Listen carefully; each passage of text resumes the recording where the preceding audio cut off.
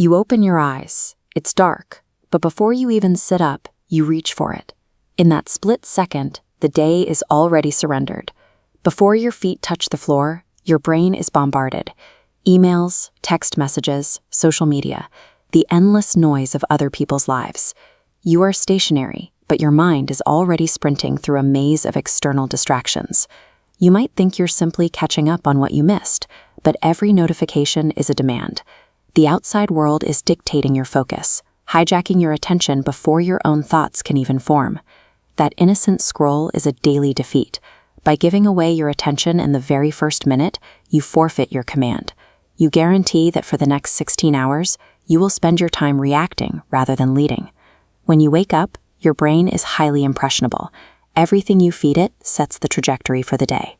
To keep focus intact, you must build a wall against that noise, protecting your mental space from the world's demands. Because if you leave that early morning window unprotected, the chaos rushes in. It sets your emotional baseline to anxious and overwhelmed, leaving you permanently off balance before you even leave your bedroom. The Stoics understood that life is built on identity. Every morning starts with a decision that defines your character.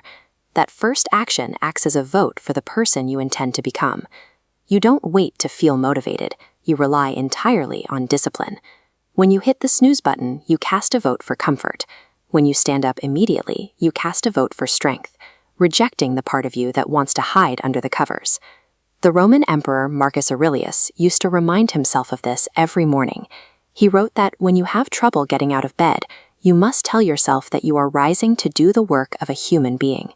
It is an inescapable duty.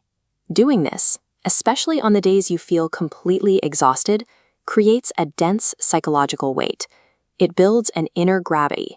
Over time, your mind becomes stronger than your mood, and your body obeys your will without question. If you can defeat the complaining voice in your head at 5 in the morning, you walk out the door having already won the hardest fight. The public challenges of the day suddenly feel entirely manageable. Once you are up, the next step requires turning off the input. Absolute silence. At first, sitting entirely alone with your own thoughts feels strange, but enduring that quiet is mandatory if you want to regain command of your attention. 10 minutes of quiet allows your brain to breathe and reset. But a wandering mind needs direction. It needs an anchor, a single grounding truth you repeat to yourself to focus your energy before the daily pressures hit.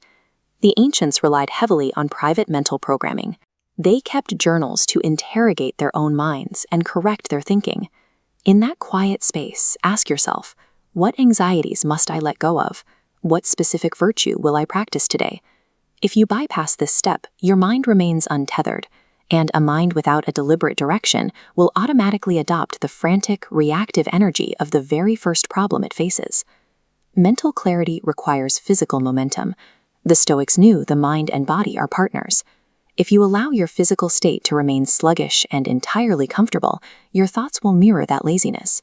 A splash of ice-cold water or a short burst of movement serves as a tactical strike, violently severing the lingering fog of sleep. This activation is about command, not fitness.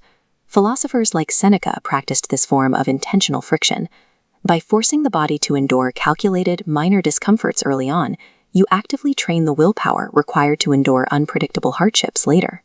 Making yourself move when you'd rather rest is an act of self-respect. You conquer your own resistance before breakfast, ensuring you walk out into the world feeling sharp, awake, and untouchable. But the ultimate advantage of the grounded minority is a mental exercise called premeditatio malorum, the premeditation of evils. The Stoic sits quietly and visualizes the moments the day might fall apart, gridlocked traffic, or derailed plans. This tactical rehearsal prepares the mind. By rehearsing a composed response to these stressors, you build psychological immunity. You decide how you'll handle chaos before it arrives. You project the best version of yourself into those difficult scenarios.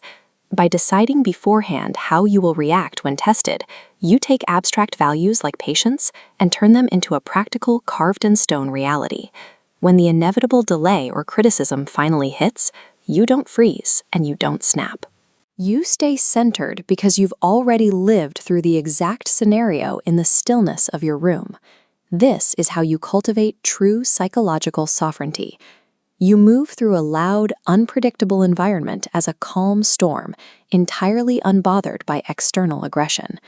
Compare that composure to the fragile state of everyone else around you, the people who surrendered their power the second they opened their eyes to a screen. You were not born to be a slave to your impulses, your changing moods, or the endless demands of strangers. Your morning is your kingdom.